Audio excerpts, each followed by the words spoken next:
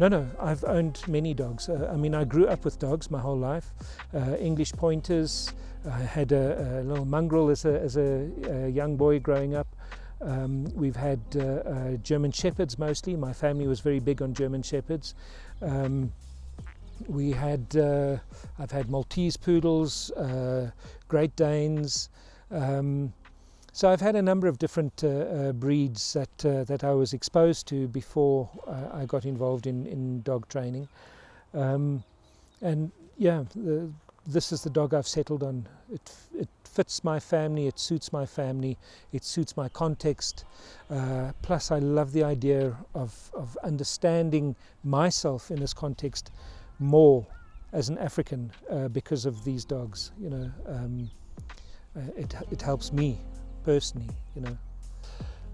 Look, there are two things. You mentioned an important thing. Behaviours, it's got two facets to it. It has a genetic root, but it also has a epigenetic root.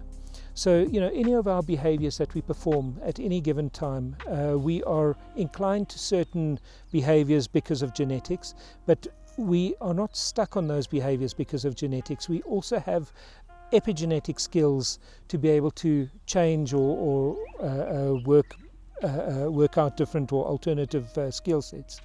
So it's hard to determine whether behaviour is always genetic or whether it is epigenetic, and usually most behaviours are a combination of both of those things. Behaviours that are purely genetic, you've got no chance of changing. You can't change the dog's genes. If it is specifically genetic behaviour, you cannot change it. So a dog, for example, that has got a high chase response, you can't stop a dog having a high chase response if that is the way it is genetically wired. When it sees something set off, it's going to set off itself. The thing you can do about that is you redirect that behaviour. You can't stop that behaviour. You can't stop it getting excited and ready for action when it sees something that it can chase. But what you can do is redirect that behaviour. So instead of chasing the person, you can get them to perform a certain exercise and return to you. You know, so they might see something, they set off. You give a command, they move into that next skill set, and they come back to you. So you can redirect the behavior. But if it's genetic in base, you can't stop the behavior.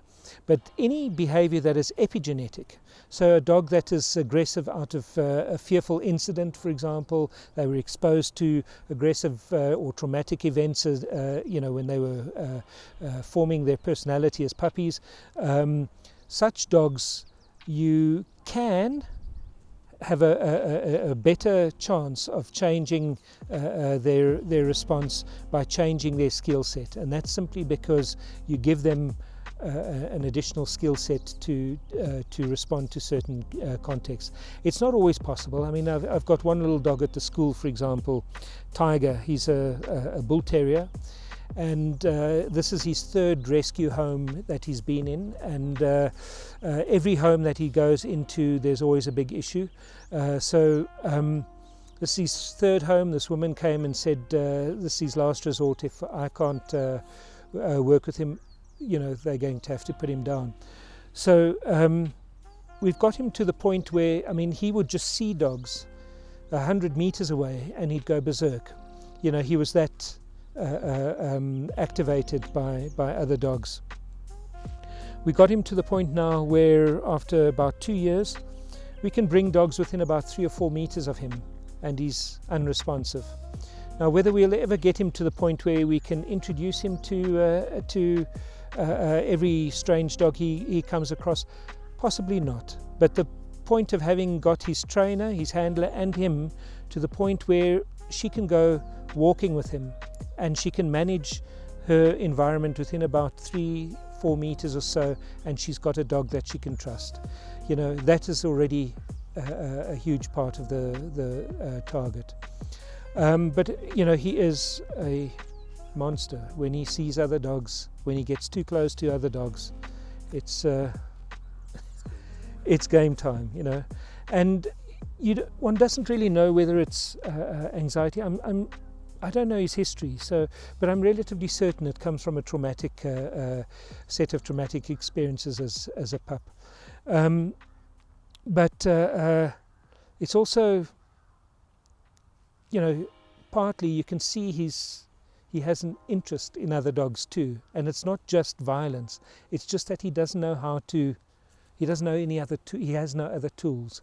Violence is his only tool. I want to engage, but violence is the only way I know how. And it's a difficult thing to say. So how much of that is genetic and how much is epigenetic, and you try and work with that.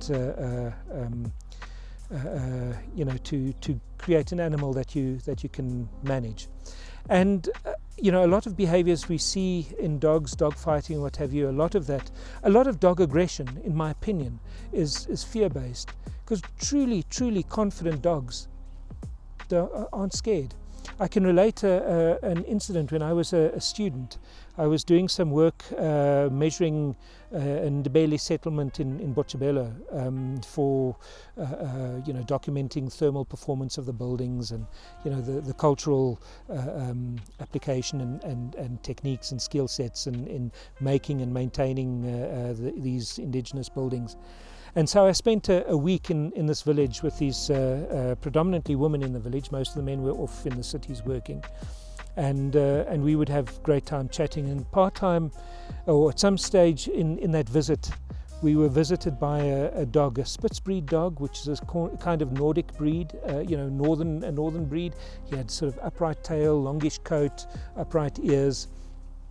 And he was relatively aloof, but he would just enjoy our company. He would sit with us while we were working through the day, taking measurements and documenting things. And the farmer had 2 pit bulls, and every time he would get great joy out of these pit bulls attacking anybody and everybody. If a worker was riding past on a bicycle, these dogs would jump out the bakkie and attack the guy on the bicycle, and the farmer would get great joy out of this. And it was very traumatic for me, and I think most of the workers as well. And this dog, I was out measuring one day in one of the huts, and this Nordic breed dog was just lying next to me in the sun, and I saw these 2 pit bulls in the field, and they spotted this Nordic breed dog. He was smaller than them, and I thought, oh my goodness, I'm going to have to get involved in a fight here to try and save this poor dog. Well, these 2 pit bulls came charging 100 meters away. They came charging for this dog. I was putting my equipment aside, expecting World War III, and this Nordic breed dog just stood up. He saw them coming. He stood up. He walked about 5 meters in front of me, and he stood there with his head up, chest out, tail in the air, and he watched these 2 pit bulls storming down on him. And when they got to about 3 meters from him, they both of them, in a cloud of dust, just dove into the ground like this, noses on the floor. He walked up to them, and to the male dog, he just pissed on his nose. The pit bull just lay there with this dog standing over him. He turned around, he came and he sat down beside me. These 2 pit bulls sat up, they looked at each other, and they ran back home to the farmstead. And the incredible message that comes with that incident was that those pit bulls were just behaving badly, not because they were genetically badly behaving dogs. They were behaving badly because they had a handler, an owner, that had taught them he was rewarding them all the time for really poor behavior. They didn't have another skill set. When they got into a context with a dog that was truly bold, a dog that didn't have to bite anything because he was absolutely confident with who he was, when he saw them running at them, he didn't turn around and run. They would have run him down and bitten him. He just stood there, watched them. They feared for their lives when they found a dog that looked them in the eye and just said, "Bring it on, baby." He did not have to act in a bad way. He did not have to act dominant. He just stood there watching these dogs, and his posture told them everything. So when they got to him, this is real time. I'm not prepared for this. Let's just end this behavior of ours, which they did do. And so that is a nice illustration of pit bulls, not necessarily, even though those pit bulls were menaces, they were real menaces. they were not bad dogs. They were in a bad context with a bad owner. And if they went on after that, I know nothing about their time after that. If they went on after that to cause any kind of negative scenarios, in my opinion, that would have been on the owner. But they themselves that was a nice illustration of how good, firm leadership would see them straight.